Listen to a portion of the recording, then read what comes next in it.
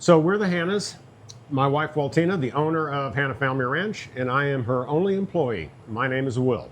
About 10 years ago into lamb, and have been doing lamb ever since.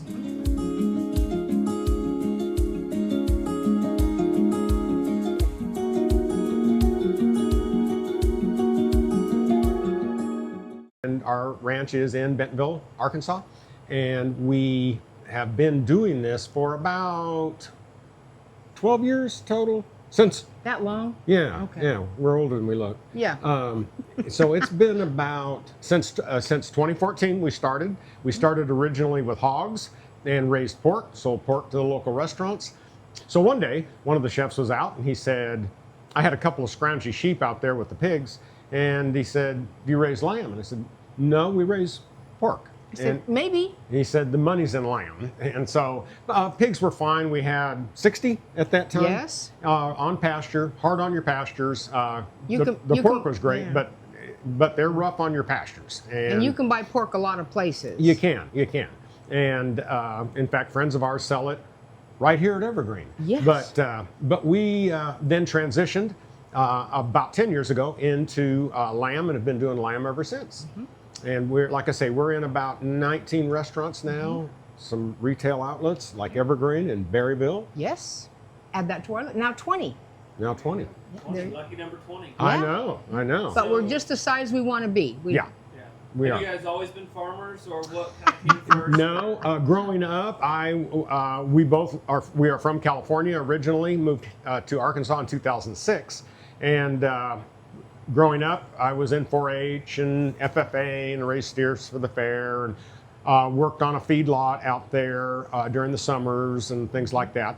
But then life goes on, and I'm a city girl. Yeah. I thought meat grew in styrofoam trays. And then I got away from agriculture almost completely. In '69, I went in the service, came back, became a firefighter. I was a firefighter for 30 years. And during that time, we did have pigs for the fair with the kids and things, FFA projects, but nothing like we're doing now. And like Mom said, she, growing up, had no agricultural experience. But boy, she's a quick learner. And I was tricked. I originally started whining and just wish I had 5 little acres. We lived in a normal house, boring, in Bentonville. Life was good. And he showed me some movies like Farmageddon and Food Inc. And I took it hook, line, and sinker. My grandchildren aren't going to eat that. I saw you nibbling on the first one. Down the rabbit hole. You swallowed the hook. That was great. And so we've been doing it ever since, and we enjoy it. But it's a good life. It's a wonderful life. Yes. Thank you. I'm glad to share it with you. We're very blessed. What are some of the practices you guys do on your farm? Sure. So sheep are ruminants like goats, llamas, things like that. Our biggest threat here, health-wise, for them is parasites. Don't we follow the animal welfare approved guidelines? We were certified that for years. So because of the parasite issue, we live in a high humidity, high temperature place. Parasites love it. That's why lamb a lot of times comes from Australia, New Zealand, Colorado, places that are dry. Parasites are much less of an issue. But the further south you go, the humidity and temperature really picks it up, really can bump up the loads. So to battle that, we do a ton of pasture rotation. Right now, given the numbers that I'm always at around 100 animals on the place. I have 2.5 acre pastures segregated off, and I rotate them weekly from pasture to pasture. Really helps minimize the parasite issue. We've been doing pretty good the last number of years. And also our new breeding program where we don't breed them. Yeah, we're kind of doing what they consider off-season breeding. Our babies now are being born in October. We used to do April and May, and it works out a lot better if they're born in October. I can get them through the winter just fine. They have plenty of time to grow, and then they can hit those pastures as a little bit healthier, a little bit more mature animal, and which helps them withstand the parasite pressure. Yeah. So rotational grazing, the biggest thing we do to really help keep everybody in top shape. Nice. Do you have any good farm stories? Sometimes not we're going to tell you. I know there's a lot of those times where you sit in the mud, the muck, or the ice and the snow. Ice, and you're like, why am I doing this? Yeah. I have a story. Okay. One time I hear this call, Mom, I go out there, and he had built a wooden condo for the pigs. And I go out there, and he's on top of it. And we used to have a ram that was really mean that would hammer him when he wasn't looking.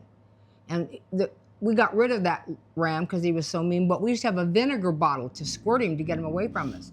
And he had chased Mr. Hanna up onto the condo. Mr. Hanna said, I thought I was a matador, and I knew he was going to hit me, and I was going to move left, and so did he. So I had to go get him. And we've had a few incidents, but we're not young anymore. Never a dull moment. And no, there's always something. And most of if there's drama at all, it's based during lambing season when we're having babies. I don't have to pull too many anymore. And you've gotten very good at knowing when to intervene and when not to intervene, because he has shown me so much grace, because I go, oh really? No, Neosporin will help that. Yeah. And he would let me. But working in livestock, we learned that some of them are going to die. They just are. And it's not about us, it's about the animal's welfare. And there's a time when you need to put them down. But in the beginning, boy, I tried to save every one of them with ace bandages and Neosporin, and which was not good for the animal. Same in the cattle business, isn't it? Yes, it is. That's life in agriculture, the life with livestock and animal husbandry. It's about them, not us. That's right. Yeah. That's right. Do you have any moments in your farming life or your life together or married life that you've just been really proud of, like one, bright shining star of this is why we're doing it? Wow, that's deep. I do. That's good. That's good for us. So, Mom and I've been married for 40 years, and pretty much she is the bright spot in my life. I married up, not him. Anyway, what we do appreciate is when our product gets comments from, especially some of the restaurants, because the restaurants that we serve, that we sell to, are higher end, fine dining. What are some of those? We're in the Bentonville area: Conifer, Wren, Tuscan Trotter, Table on Six, Table au Pain, Mirabella's table. So fine dining and casual dining, kind of. Yeah. People can really find your product in a lot of places. Yes. Or call us and I'll tell you where they are. Yeah. We sell about 10% of our product from the ranch. To retail. To retail. Folks People who just want to eat There are a lot of cleaner. folks that, just like here, they want to come out, they want to see, what you got and how it's raised and things like that. And so we do get a lot of folks. People care about the health of their meat and how they're raised. And we're doing something that, had we tried to do this in Northwest Arkansas 20 years ago, we'd have gone broke. Yeah, right. People, they didn't eat lamb here. There wasn't a lot of lamb because of the difficulties raising it. It was, now, living where we all live up here, we've got folks from all over the world. And lamb is much more popular here than ever before. So we go through a lot of lamb. We do. Well, it's a wonderful, we enjoy doing what we do. It's a wonderful life. And people are good to us. Like I mentioned at that thing we talked at, it's all about not so much who you know, but the relationships we have with those people. Yeah, right. We make mistakes, they make mistakes, we all show each other grace, and it just works out. And for us, I'm 75, Mom's 73, so we're people in our mid-70s, and I think this lifestyle keeps you healthy. It's just better to keep moving. And we're content with where we are. We're happy. When people come by and offer us a bunch of money for the land, and I go, well, we could do that, and then we'd spend the rest of our lives trying to rebuild what we have right now. And it's a point where you have to just be content. Yeah, have a peace about it. Another advantage that we have, we're able to deliver basically the same day. Chefs have a lot going on. They sometimes forget that they're out of something, and they will get call. a text 10 o'clock at night. Any way you could thaw this out tonight? Yeah, sure. And so working with them really helps us. We're here to sell lamb, and so that's what we're here to do. And they're always very. We were at what country club today? Pinnacle Country Club. The Pinnacle Country Club on our way here this morning. He texted me last night at 10 o'clock. At 10 o'clock, he texted. I forgot what. That's okay. Yep. So we don't mind doing that. We don't need to set a rigid delivery schedule. We deliver when you call, and Yep. So because we can. because we're able to do that. Yeah. Well, you guys are an inspiration.